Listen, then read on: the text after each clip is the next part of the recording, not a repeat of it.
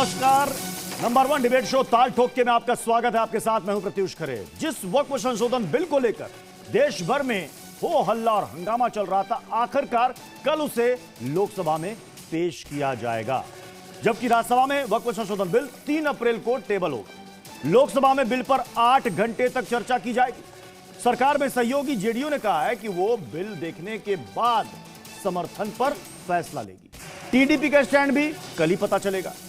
अब सवाल यह उठता है कि नीतीश, नायडू और चिराग में कौन कौन वक्फ बिल के समर्थन में जाएंगे। और सबसे बड़ा सवाल, वक्फ संशोधन बिल अगर पास हो जाता है तो यह किसके एजेंडे पर चोट होगी। आज इसी अहम मुद्दे पर ताल ठोक कर करेंगे चर्चा। तमाम मेहमान भी हमारे साथ होंगे, लेकिन उससे पहले ये रिपोर्ट।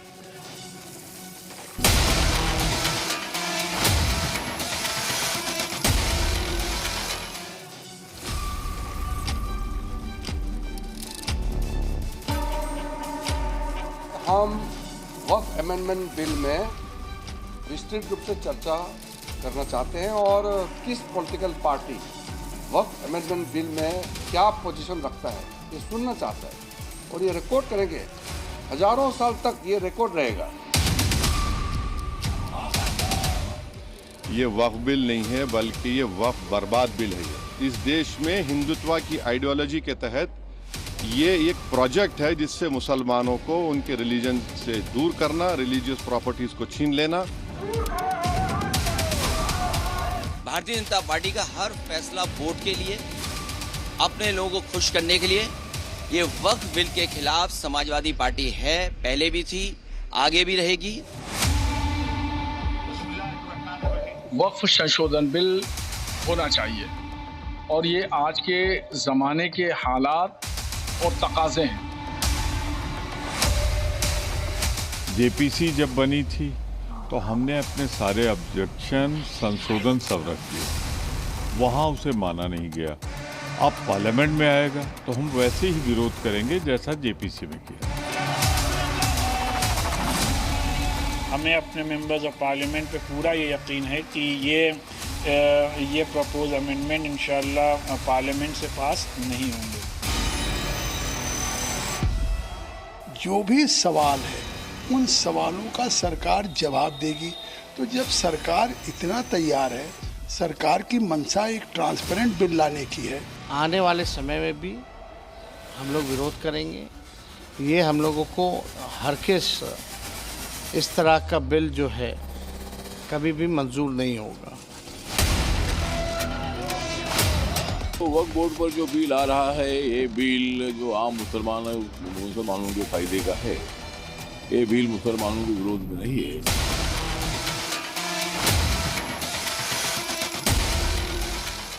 तो चलिए जल्दी से अपने मेहमानों से आपको मिलवा देते हैं। हमारे साथ हैं शहाबुद्दीन बरेलवी, जो कि प्रेसिडेंट हैं ऑल इंडिया मुस्लिम जमात के। हमारे साथ डॉक्टर विजय राठी है, समाजवादी पार्टी के प्रवक्ता। राम कृपाल सिंह है, सीनियर जर्नलिस्ट हमारे साथ स्टूडियो में।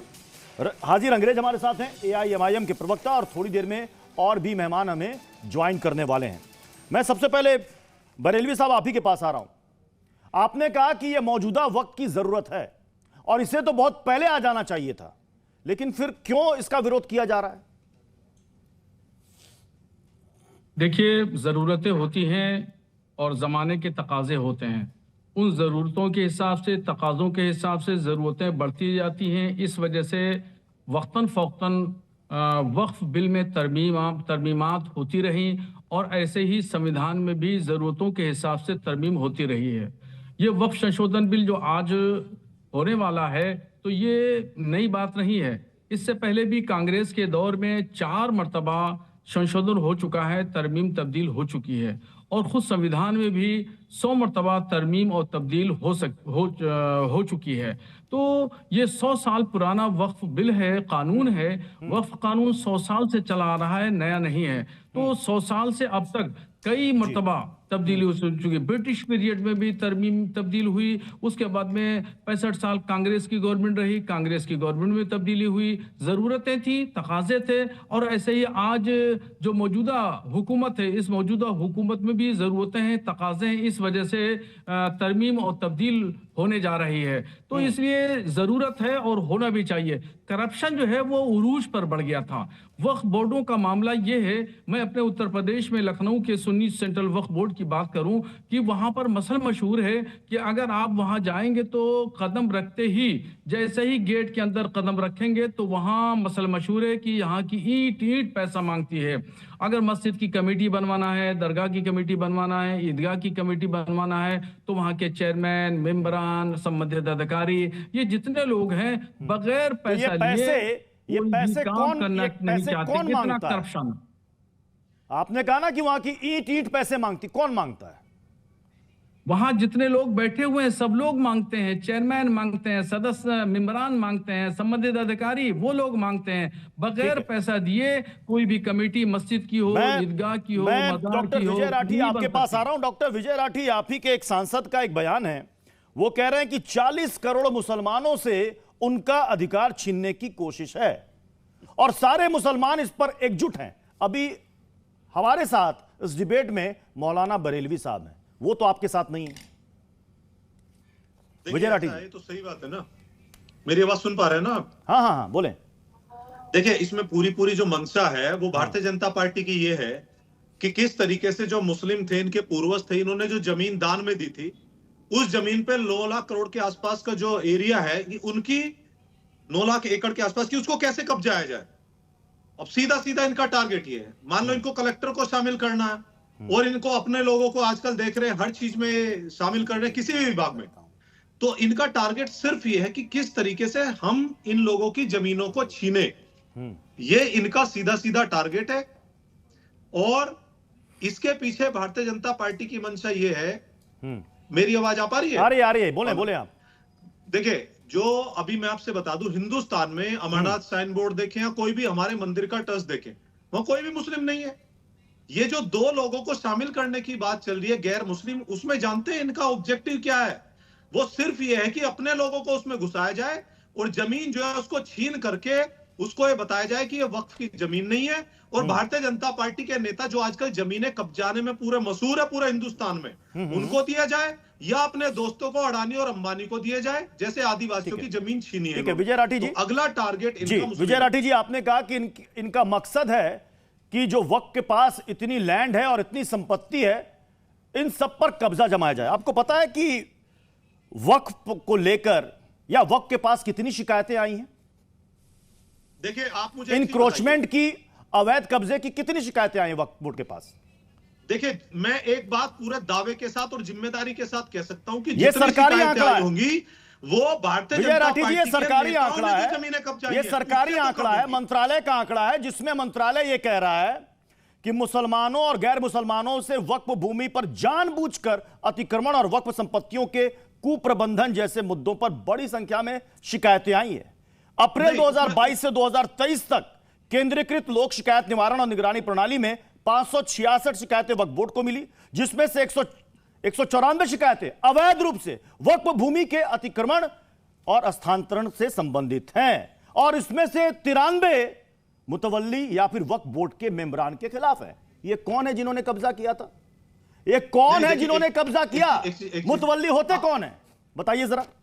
आप मुझे एक चीज बताइए, ऐसा कौन सा कानून हिंदुस्तान में है कि जो लागू होता है और उसके खिलाफ शिकायतें नहीं होती? दूसरी बात यह बताइए कि 14% से ज्यादा ये लोग हैं हिंदुस्तान में, 566 आप शिकायतें बता रहे हैं। इनके लिए ट्रिब्यूनल भी बना हुआ है, ट्रिब्यूनल में तो सब लोग हैं, वो उसका फैसला कर सकते हैं। लेकिन आप मंशा समझिए, ये जो बताते हैं ना कि ये इन लोगों ने जो इंक्रोचमेंट किया, इनकी मंशा क्या थी? सिंपल सवाल पूछ रहा हूं, इन लोगों ने जो इंक्रोचमेंट किया उनकी मंशा क्या थी? किन लोगों ने? ये शिकायतें जो आई है मुतवल्ली के खिलाफ, बोर्ड मेंबरान के खिलाफ, इनकी मंशा क्या थी? ये कौन लोग थे जिन्होंने अवैध कब्जा किया? हर चीज में ऐसे होता है। मैं आज आपसे बता दूं, शाहनवाज हुसैन भारतीय जनता पार्टी में है, शाहनवाज हुसैन भारतीय जनता पार्टी में है। मुस्लिमों पे अत्याचार के बाद, होने के बाद भी वो नहीं बोलते, तो क्या हम ये कहने लगे शाहनवाज हुसैन सही है? क्या मतलब आप इस बात को मान रहे हैं कि वक्फ बोर्ड के अंदर भी करप्शन में शामिल कई लोग हैं? आप इस बात को मान रहे हैं कई लोगों ने अवैध कब्जा किया है, ये बात भी आप मान रहे हैं? मैं सिद्धार्थ जी आपके पास आ रहा हूं, बीजेपी के प्रवक्ता सिद्धार्थ हमारे साथ जुड़ चुके हैं। सिद्धार्थ यादव जी, ये तो बात हो गई समाजवादी पार्टी के प्रवक्ता जो कह रहे थे, लेकिन असदुद्दीन ओवैसी ने इससे एक बढ़कर बात करी। वो कह रहे हैं कि इसे वक्फ संशोधन बिल नहीं, वक्फ बर्बाद, वक्फ लुटेरा बिल कहिए। देखिए प्रत्युष जी, हमारे देश के अंदर एक समस्या है कि जो कुछ चुनिंदा नेता हैं जो अपने आप को मजहब का ठेकेदार भी मान लेते हैं, जो धर्म के नाम पर राजनीति करके अपनी राजनीतिक रोटियों को सेकना चाहते हैं, जो शायद भ्रम और डर के नाम पर ही पूरा वोट बटोरना चाहते हैं, उन लोगों की आदत हो चुकी है कि अगर कोई भी रिफॉर्म की चीज आए तो उसको कैसे भ्रांति फैला करके उसके साथ उसके लिए डर फैलाया जाए। ये वक्फ का अमेंडमेंट ये रिफॉर्म के लिए है, ये रिवोल्ट के लिए नहीं है। जब 2013 के अंदर तुष्टीकरण की पराकाष्ठा को पार करते हुए यूपीए की तब की सरकार ने वक्फ में अमेंडमेंट किया था, तब ये बात क्यों नहीं बोले असदुद्दीन ओवैसी? जब 1995 में वक्फ का अमेंडमेंट हुआ था तब क्यों नहीं बोले? ये एक्ट तो 5 बार बदला गया, पर जब शक्तियों को असीमित बढ़ा दिया गया, जब वक्फ कोई भी किसी प्रॉपर्टी को जाकर के कर सकता है, जब वक्फ बाय यूजर को अलाउ कर दिया जाए, जब डॉक्यूमेंट ना होने के सिद्धार्थ जी मैं आपके पास आऊंगा। इस वक्त हमारे साथ तब असदुद्दीन ओवैसी को समस्या नहीं है। सज्जादा नशीन है अजमेर शरीफ दरगाह से, सैयद नसीरुद्दीन चिश्ती साहब हमारे साथ जुड़ गए। नसीरुद्दीन चिश्ती जी, आपने भी यही बात कही कि ये बिल जरूरी है, इसके समर्थन में आप हैं। मुझे यह बताइए कि क्यों इसके समर्थन में आप हैं? क्योंकि कई मुस्लिम संगठन के लोग और पूरा विपक्ष लामबंद होकर यह कह रहा है कि दरअसल में यह वक्फ की संपत्ति को हड़पने की साजिश है। देखिए, पहले मैं आपको एक बात क्लियर कर देता हूं। मैं सैयद नसीरुद्दीन चिश्ती, अजमेर दरगाह के जो सज्जादा नशीन स्पिरिचुअल हेड आध्यात्मिक प्रमुख सैयद जैनुल आबिदीन साहब हैं, जी। मैं उनका बड़ा बेटा भी हूं, उनका उत्तराधिकारी और ख्वाजा साहब का एक वंशज भी हूं। देखिए, वक्फ बिल को सपोर्ट इसलिए किया गया कि ये लॉन्ग अवेटेड डिमांड थी तमाम लोगों की। 2013 के बाद से ये कवायद चल रही है, इस हुकूमत के आने से पहले भी, कि इसमें अमेंडमेंट किया जाए, और सच्चर कमेटी ने भी यही कहा है कि इसमें अमेंडमेंट होना चाहिए। अमेंडमेंट की जरूरत इसलिए है कि देखिए, जितनी वक्फ की प्रॉपर्टी है, वक्फ करने के लिए 3 ऑब्जेक्ट होते हैं। उसका मेन ऑब्जेक्ट होता है रिलीजियस, चैरिटेबल एंड पायस। ये 3 कंडीशन के लिए वक्फ किया जाता है। ठीक है, अब आज की तारीख में जितनी वह प्रॉपर्टी है, ज्यादातर प्रॉपर्टी जो है वो लैंड माफियाओं के कब्जे में है, या कुछ प्रॉपर्टी बड़े बड़े रसूखदार लोगों के कब्जे में है। वक्फ का इस्तेमाल सिर्फ गरीब गुरबाओं के लिए, ये लैंड माफिया कौन है? ये लैंड माफिया मुस्लिम है, हिंदू है, सबको मालूम, दुनिया के सामने है, सबके सामने है। किसी पर्टिकुलर व्यक्ति को नाम कोट करना अच्छा नहीं होता है, लेकिन हाँ, सबको मालूम है लैंड माफिया कौन है। ठीक है, अब क्या मुझे ये बताया जाए, इसको जो गुमराह किया जा रहा है आवाम को कि ये मजहब में मुदाखलत है। देखिए, मजहब में मुदाखलत के ऐसे बताएं मुझे, वक्फ जब अब शरई मसला पूरा, तो आज तक वक्फ बोर्ड के अंदर मुफ्ती और उलमा को क्यों नहीं बैठाया गया? उनको लाना चाहिए था, उनको आज तक कभी मेंबर नहीं रखा गया। वक्फ तो 1955 में जब संविधान के बाद में एक्ट आया 1955 का, वक्फ एक्ट 1954 का, 1954 का, उसके बाद में समय समय पे अमेंडमेंट होते रहे। तो वक्फ का कंट्रोल तो डायरेक्ट इनडायरेक्ट वे में गवर्नमेंट का ही रहा है। आज स्टेट गवर्नमेंट में जिस पार्टी की गवर्नमेंट होगी, वो अपने पॉलिटिकल वर्कर को ऑब्लाइज करने के लिए मेंबर अपॉइंट करते हैं, और वो मेंबर आपस में चुन करके सीएम साहब जिनको रिकमेंड करते हैं उनको चेयरमैन चुन लेते हैं। ठीक है, सीईओ का जो अपॉइंटमेंट होता है, चीफ एग्जीक्यूटिव ऑफिसर का, वो भी सरकार करती है, वो सरकार का नुमाइंदा होता है वो भी। ठीक है, अब आप इसको ऑटोनोमस बॉडी तो कह देंगे, लेकिन कहीं ना कहीं तरीके से कंट्रोल तो सरकार कर रहा है ना, तो इसको आप मजहब में मुदाखलत कैसे मानेंगे? एक बड़ी आपत्ति इस बात को लेकर के भी है कि वक्फ बोर्ड में गैर मुस्लिमों का क्या काम, उनकी एंट्री क्यों करवाई जा रही है? मैं उसके बारे में, देखिए, वक्फ जो है वो खालिस इस्लामिक मसला है, शरई मसला है, लेकिन वक्फ की प्रॉपर्टी को मैनेज करने के लिए, उसको रेगुलेट करने के लिए ये एक्ट लाया गया था। ठीक है, उसके लिए एडमिनिस्ट्रेशन सिस्टम बनाया गया, वक्फ बोर्ड, सेंट्रल वक्फ काउंसिल। अब आप कह रहे हैं नॉन मुस्लिम, देखिए नॉन मुस्लिम आए तो अच्छी बात, नहीं आए तो अच्छी बात। मैं इसके लिए इसलिए आपको कह रहा हूं, वक्फ ट्रिब्यूनल में जज साहब बैठते हैं, वो कौन होते हैं? अब दूसरी चीज, आपका शरीफ जो हमारा इस्लामिक फरीजा है, 5 फर्ज है, उसमें हज एक फर्ज। हज के इंतजाम आज की तारीख में कौन कर रहा है? Ministry of minority affair. खुद मिनिस्टर के साथ अभी सऊदी अरब जाकर आए, और तमाम जितने ऑफिसर्स वहां लगे हुए हैं उसमें ज्यादातर ऑफिसर नॉन मुस्लिम्स हैं। हमारा जो रिलीजियस जो मैंडेटरी फर्ज है हज, उसकी तैयारी, उसके अंदर जाने का इंतजाम तमाम लोग ये लोग करते हैं। तो इसमें ये इस लॉजिकल बात को तो इतना कोई आपत्ति नहीं होनी चाहिए कि मुस्लिम आ रहा है, नॉन मुस्लिम नहीं आ रहा। ठीक है, कहने को बात सही कि हमारे इदारे में नॉन मुस्लिम को क्यों ला रहे हो? तो चिश्ती साहब ये बताइए कि आप तो इसके समर्थन में हैं, आप तो इसके समर्थन में हैं, लेकिन क्या देश के सभी मुसलमान इसके समर्थन में हैं? क्योंकि हमने देखा कि ईद की नमाज के वक्त कुछ जगहों पर कुछ मुस्लिम भाइयों ने बाकायदा काली पट्टी बांध करके विरोध दर्ज कराया। देखिए, विरोध करने का अधिकार सबको डेमोक्रेटिक तरीके में, पक्ष विपक्ष की बात भी करने का अधिकार है, सहमति या सहमति दिखाने का अधिकार है।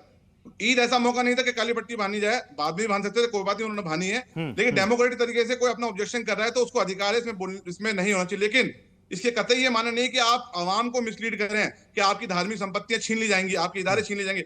जब हुकूमत अधिकारी आप कह रहे हैं कि गुमराह करना बंद कर दें लोग।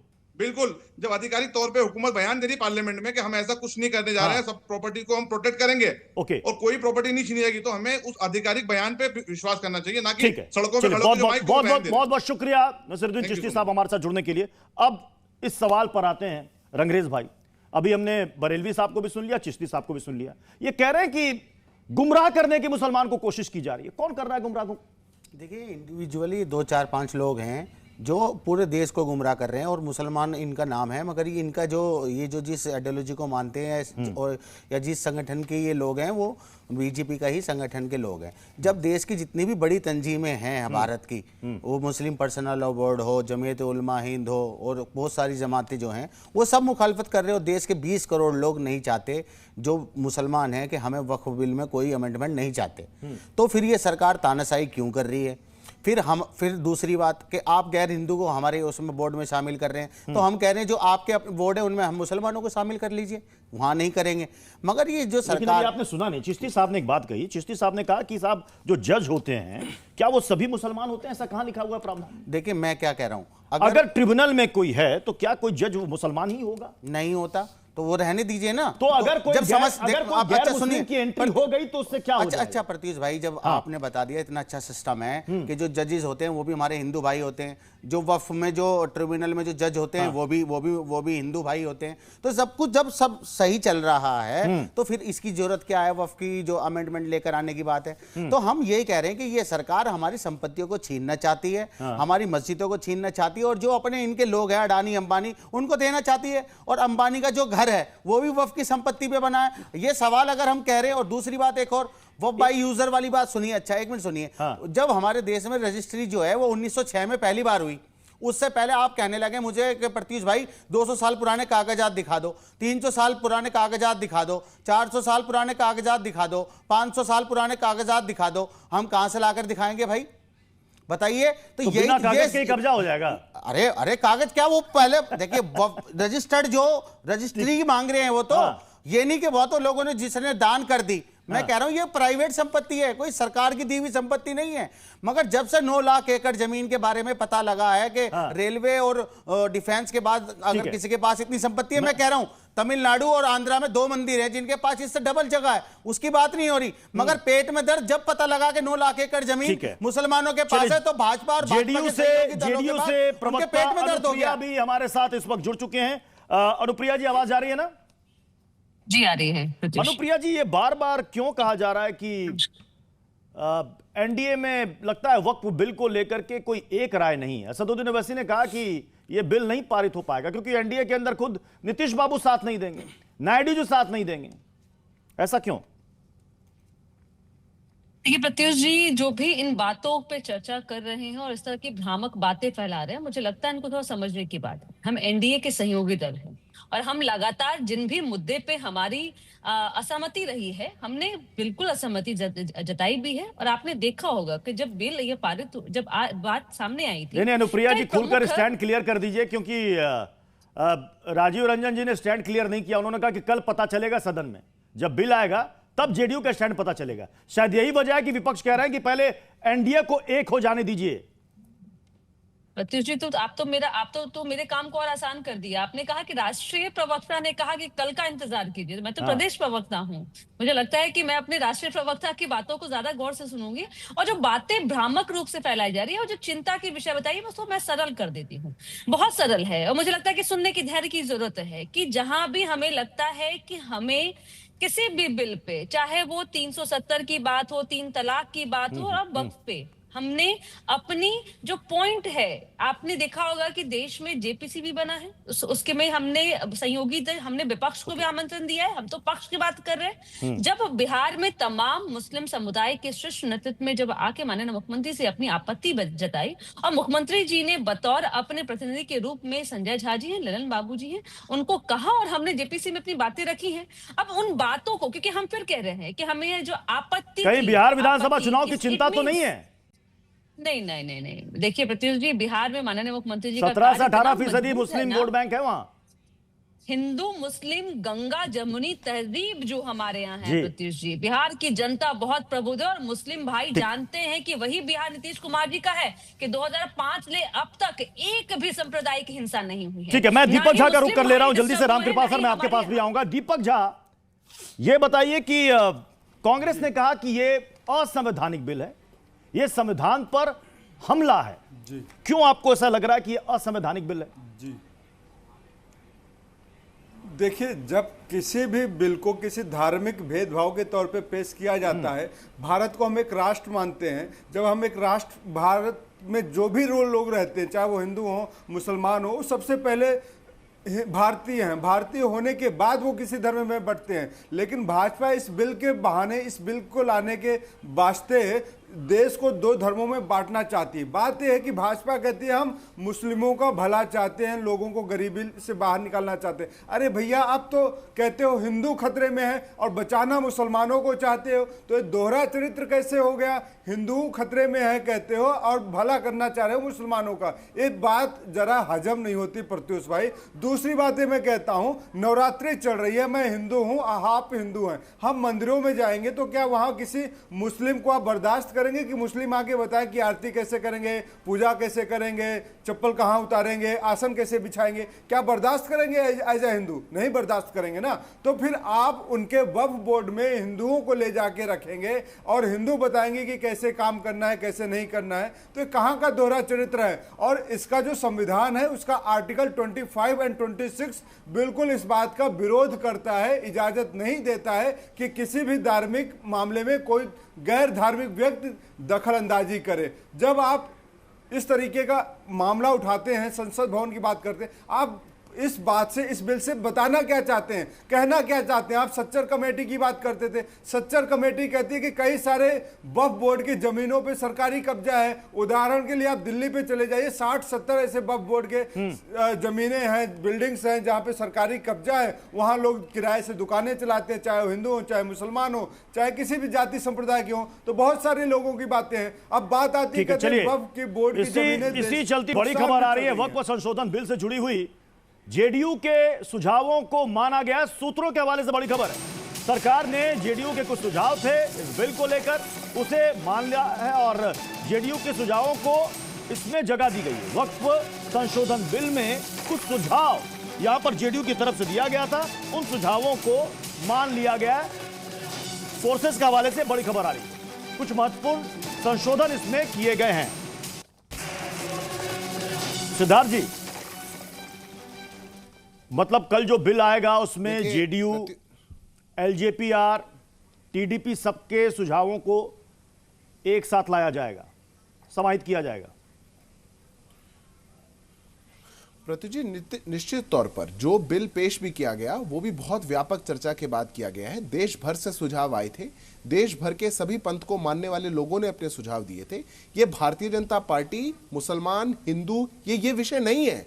ये इस देश के अंदर हमारे एक बहुत बड़ा एक लैंड पूल किस हिसाब से उसको मैनेज किया जाए, वक्फ के जो अमेंडमेंट्स हैं, वक्फ की प्रॉपर्टी है उसको कैसे मैनेज किया जाए और गरीब मुसलमान, सामान्य मुसलमान, हमारे भाई बहन जिनको इनका लाभ नहीं मिल पा रहा है, उन तक ये लाभ कैसे पहुंच सके, उसकी बात है। पर मैं 2-3 बात का जवाब देना चाहूंगा। हाजिर अंग्रेज साहब, पता नहीं क्यों सबको ही समस्या हो जाती है हमारे देश में, जब कोई कागज मांग लेता है 3-4 बार वो कह रहे हैं कागज कहां से लाएंगे, कागज कहां दिखाएंगे। अरे कागज अगर आपके पास नहीं है तो जमीन आपकी कैसे हो सकती है? इतनी सी तो बात है। अब वो जमीन तो किसी गरीब मुसलमान की भी हो सकती है, किसी गरीब क्रिश्चियन की भी हो सकती है, कोई दरगाह भी हो सकती है, कोई गुरुद्वारा भी हो सकता है। पर आप कहें कि कागज मेरे पास नहीं है, पर यह देश की संसद भी मेरी है, यह जी न्यूज का स्टूडियो भी मेरा है, तो ऐसे देश नहीं चलता, क्योंकि देश कागज पर चलता है। 300 साल पुराना आपसे किसी ने नहीं मांगा, पर आपको पुराना कुछ तो दिखाना पड़ेगा। ये पहली बात। दूसरी बात, आप कह रहे हैं कि भारतीय जनता पार्टी, आप कह रहे हैं भारतीय जनता पार्टी को बड़ी दिक्कत है। अरे सच्चर कमेटी की रिपोर्ट यही रिकमेंडेशंस लेकर के आई थी, वो तो कांग्रेस पार्टी लेकर के आई थी, हम तो नहीं लाए थे। सच्चर कमेटी तो कांग्रेस पार्टी ने बनाई थी, तब आपको कोई समस्या नहीं लगी। भारतीय जनता पार्टी ने सच्चर कमेटी की रिपोर्ट को माना, तो आप आज स्पष्ट कर दीजिए कि सच्चर कमेटी को आप मानते हैं कि नहीं मानते। और मैं तीसरी बात कहना चाहता हूं, सच्चर कमेटी की दुहाई तो देते हैं, लेकिन सच्चर कमेटी की बात मानते हैं। सच्चर कमेटी कहती है प्रॉपर्टी को मैनेज करना, ये रिलीजियस प्रैक्टिस नहीं है। मैं फिर से दोहराता हूं और मैं वकील हूं इस पैनल पर। मोदी, ललित मोदी, नीरव मोदी पकड़ के लाइए, डाल दीजिए पैसा, पैसा बचेगा तो आपकी सरकार के खजाने में दिया जाएगा। आपको पता है कि आप एक्सपोज होने लग जाते हैं तो बीच में बोलने लगते हैं। मैं 10 सेकंड में बात पूरी कर रहा हूं, दर्शकों के लिए अन्याय मत करिए। मैं वकील अरे आप करिए, और इसीलिए मैं दोहरा देता हूं इस बात को। वक्फ की प्रॉपर्टी ये एसेंशियल रिलीजियस प्रैक्टिस नहीं है। आर्टिकल 25, 27, 28 जो भी आर्टिकल संविधान के 2-4 आपने नंबर याद कर रखे हैं, वक्फ उसके अंदर नहीं आता है। ये मैं नहीं कह रहा, ये देश के हाई कोर्ट कहते हैं, देश के सुप्रीम कोर्ट कहते हैं। मैं केरला हाई कोर्ट को कोट कर देता हूं। The Waqf board is a statutory body, pure and simple. It is not. Dhirendra ji मैं आपके पास आ रहा हूं, लेकिन उसके पहले राम कृपाल सर, अगर कल ये बिल आता है, केवल जो फिर 3 तारीख को राज्यसभा में टेबल होता है, बिल पास हो जाता है, तो जो एक नैरेटिव इतने महीनों से बना हुआ है, क्या होगा वो जो ये बताया गया है कि देश के मुसलमान इसे कतई स्वीकार नहीं करेंगे? देखिए प्रत्युष जी, मैं एक निवेदन आपसे करना चाहता हूं। यहाँ जो प्रवक्ता हैं वो दूसरी बार भी बोलना शुरू कर दिए और मैं तब से खड़ा हूं। मैं आपसे ये चाहता हूं कि अपने प्रोड्यूसर को भी कम से कम एक बार तो सबकी ये बात सुन लें, उसके बाद आप अपनी बात रखें। नहीं, मैं ये कह रहा हूं कि 2-2 बार प्रवक्ता 2-2 बार बोल चुके हैं। क्योंकि सभी पॉलिटिकल पार्टी के प्रवक्ता तो सबके पास मैं एक बार गया, उसके बाद आप अच्छा विश्लेषण करेंगे सर, इसलिए मैं जी बोलिए सर। देखिए, जो अभी आप न्यूज दिखा रहे थे ना, जेडीयू मान चुकी है, ये मैं बता दूं आपको कि जो जेपीसी की मीटिंग थी उसमें जेडीयू और टीडीपी ने जो प्रस्ताव रखे थे, जो संशोधन रखे थे, उनको पहले ही सबसे पहले मान लिया गया था। और अभी तक मेरा ये कहना है कि जितने लोग बात कर रहे हैं कि मस्जिद चली जाएगी, फलाना चला जाएगा, कब्रिस्तान ले लेंगे, एक भी व्यक्ति ने ये नहीं बताया कि वो कौन सा क्लास है जो छीनेगा, जिसमें ये लिखा हुआ है कि इससे हो जाएगा। एक बात। दूसरी बात, जो लोग अभी बात कर रहे हैं 1995, मैं आगे नहीं जाता, 54 के बाद और 95 के बीच में नहीं जाता। 1995 में किसकी मांग पर संशोधन किया गया था वक्फ बोर्ड में? कौन सा आंदोलन हुआ था उसके लिए? कौन सी डिमांड थी? इसलिए था कि 92 में जो बाबरी मस्जिद ढही, माइनॉरिटी कांग्रेस से नाराज हो गई, वो कांग्रेस को छोड़ करके बीजेपी में तो कभी जा नहीं सकती थी, सारे वो अलग अलग राज्यों में चली गई, मुलायम के पास, लालू के पास, ममता के पास, फलाना। इस मोह में फिर कांग्रेस ने थोड़ा वक्फ बोर्ड में संशोधन करके कोशिश की कि इनको नाराज हमारे वोट बैंक को मना लिया जाए, तब भी नहीं हुआ। जब 2013 में जो संशोधन किए गए वो भयानक था, तब तो दीपक जी नहीं कह रहे थे कि भैया क्यों किया गया और कौन सा प्रोविजन कहिए, तो मैं बता दूं क्या क्या उसमें आया। जो किसी भी तरह के कानून में जो संविधान का उल्लंघन नहीं है, और जैसे वो कह रहे थे कि तो संविधान खिलाफ है, अगर संविधान के खिलाफ है तो ये तो बहुत आराम से कोर्ट उसको रिजेक्ट कर देगी। कम से कम आप उसके क्लास पे तो बात कीजिए। मैं केवल एक उदाहरण दे रहा हूं, जब जेपीसी कमेटी गई थी, सारे राज्यों में गई थी, उत्तर प्रदेश में गई। उत्तर प्रदेश में वहां की सरकार ने बाकायदा रिटर्न में डॉक्यूमेंटेड एविडेंस फाइल किए हैं। 78% लैंड जो उत्तर प्रदेश की है वक्फ बोर्ड के पास, वो सरकारी जमीन है। यह देख लीजिएगा, वो सरकारी जमीन है। अच्छा, दूसरी बात, ये जैसे हाजी साहब कह रहे थे लैंड बाय यूजर, बहुत अच्छी बात है। पहली बात तो यह है कि वो किसने दान दिया है, और जब दान दी जाती है, ये कह रहे कागज कहां से हम ढूंढ के लाएंगे? नहीं, एक मिनट, मान लीजिए दान दिया है, दान किस चीज के लिए दिया जाता है? जैसा कि बरलवी साहब ने इन्होंने बताया, वो धार्मिक काम के लिए, स्कूल बनाने के लिए, मतलब जो और बहुसंख्यक जो बेचारे गरीब हैं उनके फायदे के लिए। आप जानते हैं, अगर मान लीजिए कि एक मदरसा बनाने के लिए या मस्जिद बनाने के लिए जमीन दान दी गई है और उस पर आप शॉपिंग मॉल बनाए हुए हैं, तो ये कैसे हुआ लैंड बाय यूजर? वो भी गलत है। जिस पर्पस के लिए दी गई है, क्या वो पर्पस पूरा हो रहा है? किसी दूसरे पर्पस के लिए हो रहा है? मैं धीरेन्द्र मुन्ना आपके पास आ रहा हूं। जेडीयू ने तो कुछ सुझाव दे दिए और उसको जो सोर्सेस कह रहे हैं कि उसको शामिल भी कर लिया गया है, तो क्या एलजेपीआर की तरफ से भी कुछ सुझाव है? और लास्ट टाइम पर ये सुझाव आ रहे हैं? जी नहीं, हमारे नेता और हमारे सांसद भी जेपीसी के अरुण भारती जी मेंबर हैं, और हमारी पार्टी ने भी अपनी चिंता जो 1-2 पॉइंट्स थे उससे अवगत कराए थे। उसमें से ये अभी सूचना हमारे पास भी अपुष्ट लेकिन आ रही है कि उसको शामिल किया गया है कि वक्फ में जो पहले औलाद के लिए वक्फ होता था उसमें सिर्फ बेटों को हिस्सा जारी दिया जाता था, लेकिन अब उसका लाभ बेटियों को भी दिया जाएगा। ये हमारी पार्टी के तरफ से सुझाव था। और वक्फ बोर्ड में राइन समाज से हो, पसमानदा समाज के हो, इनको भी अस्थायी रूप से उसका सदस्य बनाया जाए।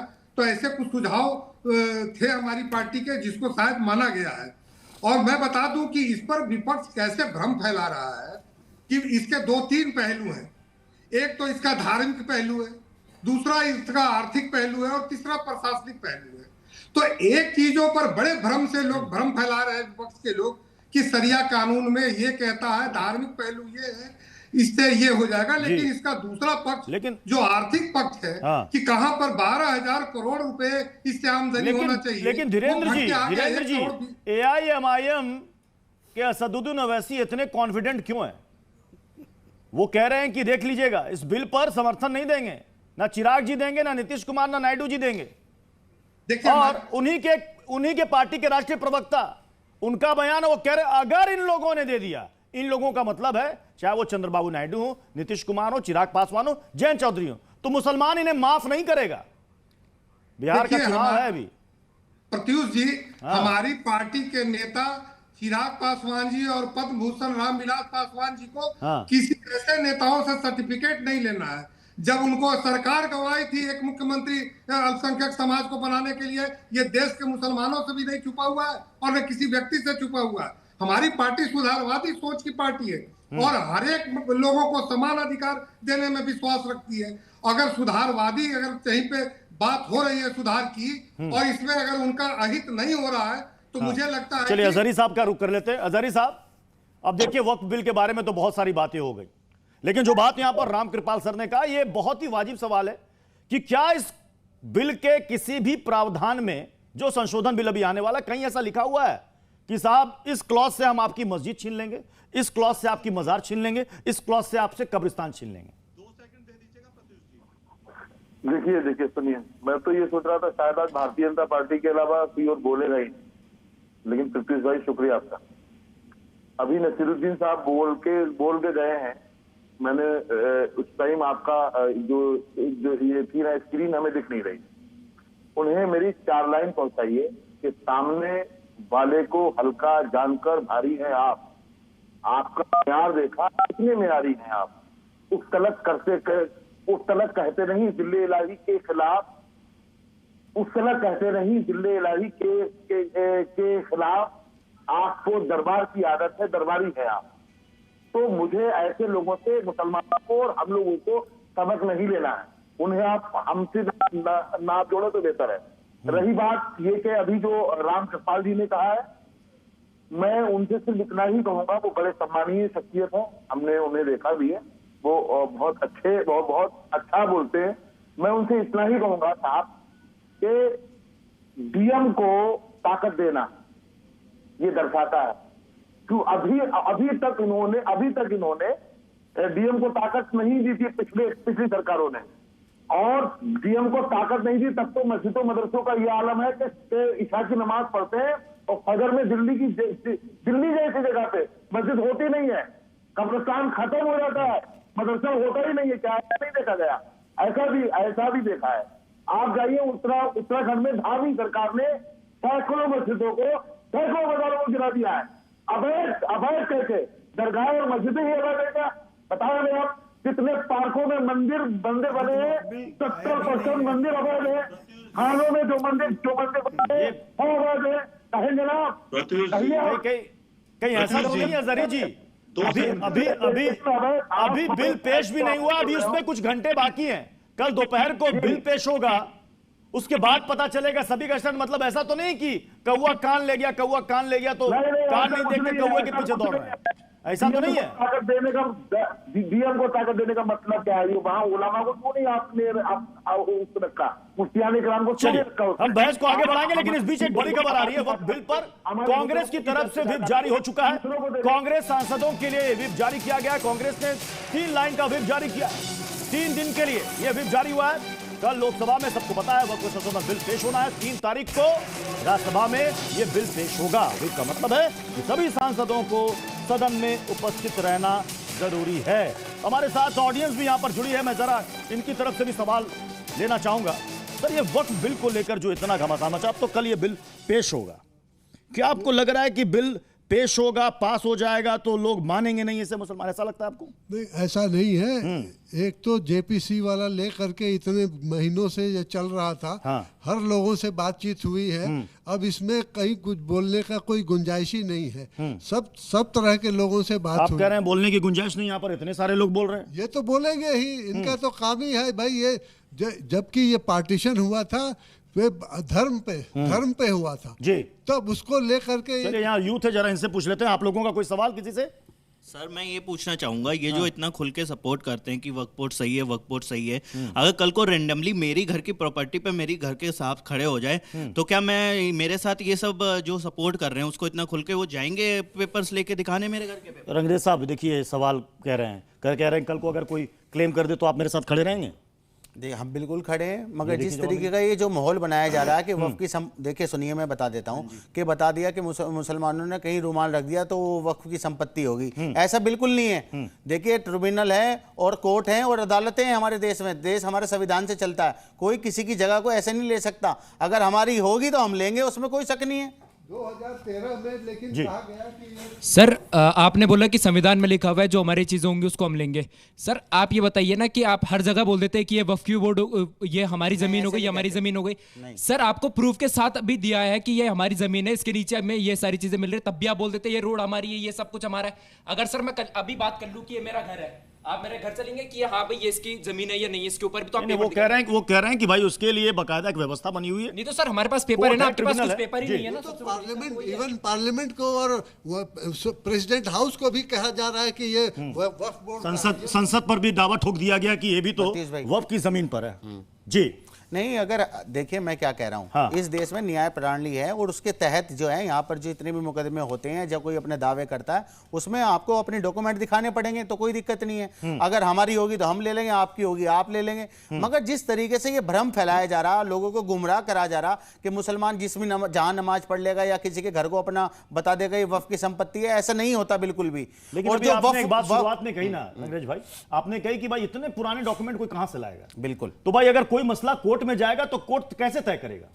कोर्ट तय करेगा, कोर्ट उसके ऊपर देखेगा कि कब्जा किसका है, कितने सालों से वहां पर जगह बनी हुई है, सारा आज के टाइम में तो सारी चीज जो है बहुत टेक्निक जो है हमारी बहुत आगे है, तो ये सारी चीजें होती हैं और कोई दिक्कत किसी को नहीं हो रही। मगर खास तौर से टारगेट करने वाली बात है जब हम कह रहे हैं आर्टिकल 14, आर्टिकल 25, आर्टिकल 26, आर्टिकल 29 का ये उल्लंघन और गैर संवैधानिक है, तो ये सरकार जब पूरे देश के मुसलमान 20 करोड़ मुसलमान इसकी मुखालफत कर रहे हैं तो आप इस बिल को क्यों लाना चाहते हैं? जब हम नहीं चाहते आप क्यों चाहते? इसका मतलब आप दिखाना चाहते हैं कि मुसलमानों की हम चूड़ी टाइट कर रहे हैं, हम मुसलमानों को जो हम दबाने का काम कर रहे हैं। आप एक तबके को खुश करने के लिए, एक वोट बैंक साधने के लिए पहले मुस्लिम तुष्टीकरण होता था, आज हिंदू तुष्टीकरण की राजनीति भाजपा कर रही है। साहब ये इन्होंने एक शब्द का इस्तेमाल किया, वो कह रहे हैं कि सब कुछ मुसलमानों के लिए किया जा रहा है, ऐसा है क्या? इसके पहले जो संशोधन हुए वो मुसलमानों के हक में थे या ये खिलाफ हो गया?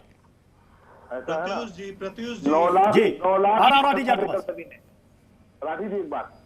9,60,000 एकड़ जमीन है जो आप लोगों ने चिल्ला के बोला है, बहुत चिल्लाए हैं आप लोग को। ढिंडोरा था क्या या सिर्फ बेवकूफ बनाना था या वो हकीकत थी?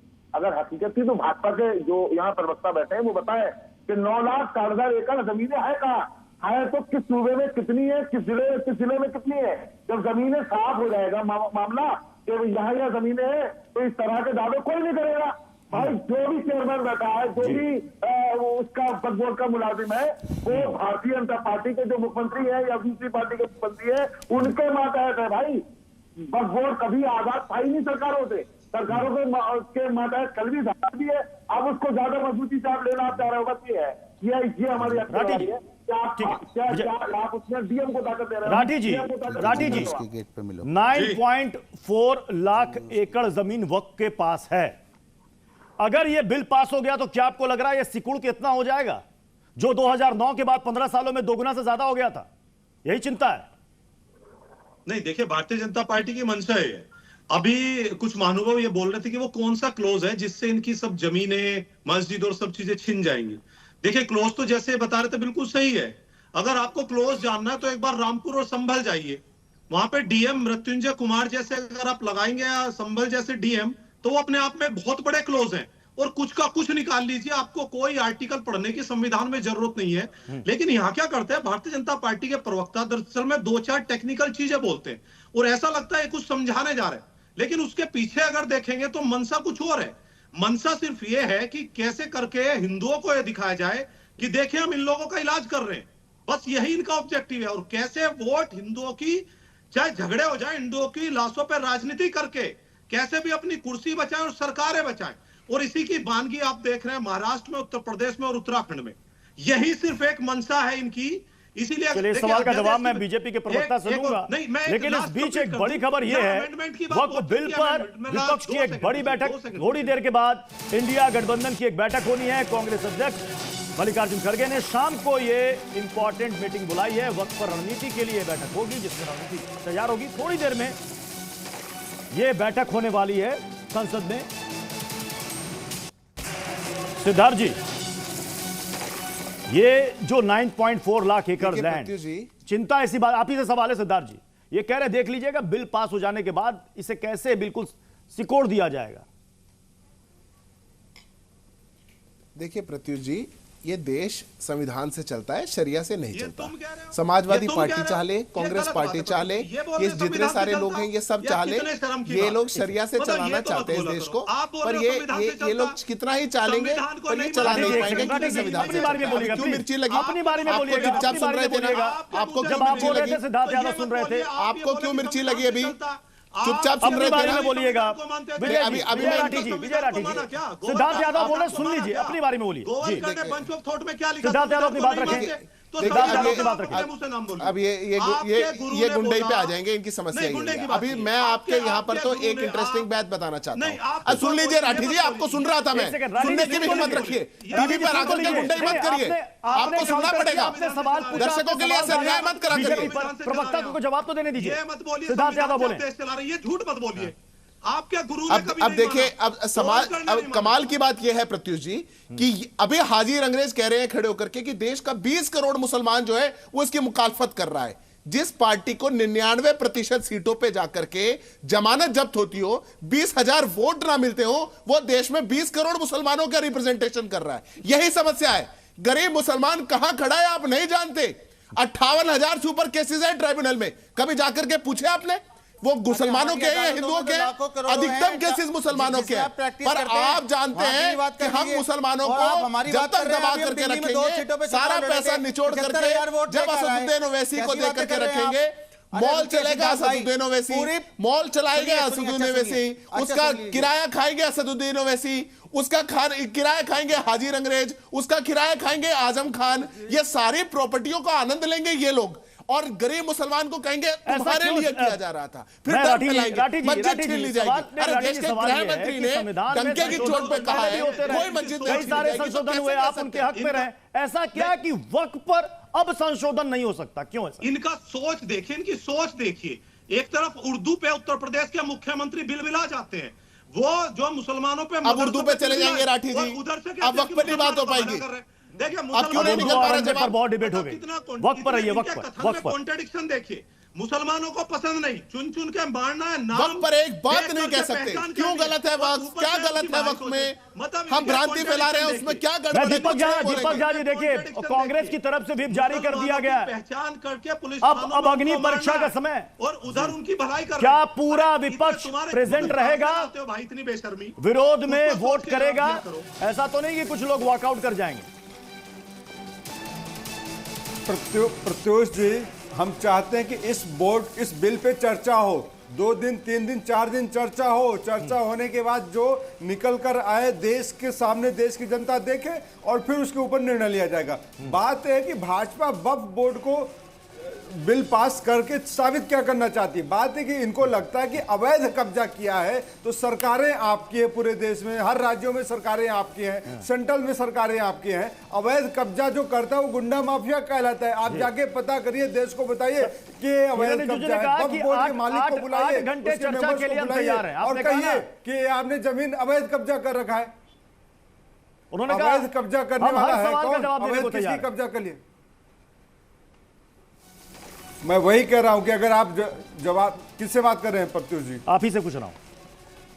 प्रत्युष जी, मैं ये कह रहा हूं कि अमित शाह जी देश के गृह मंत्री, नरेंद्र मोदी जी देश के प्रधानमंत्री हैं। लोकसभा के अंदर ये बताएं कि वक्फ बोर्ड ने कितने जमीन पे अवैध कब्जा कर रखा है। आपने ये तो पूरी देश को बताया कि कितने हेक्टेयर इनके पास जमीन है, लेकिन ये नहीं बताया। कल पूरा समय है सदन में बिंदुवार ये बातें मुझे लगता है कि रखी जाएंगी। फिलहाल बहुत बहुत शुक्रिया आप सभी मेहमानों का हमारे साथ ताल ठोक के जुड़ने के लिए।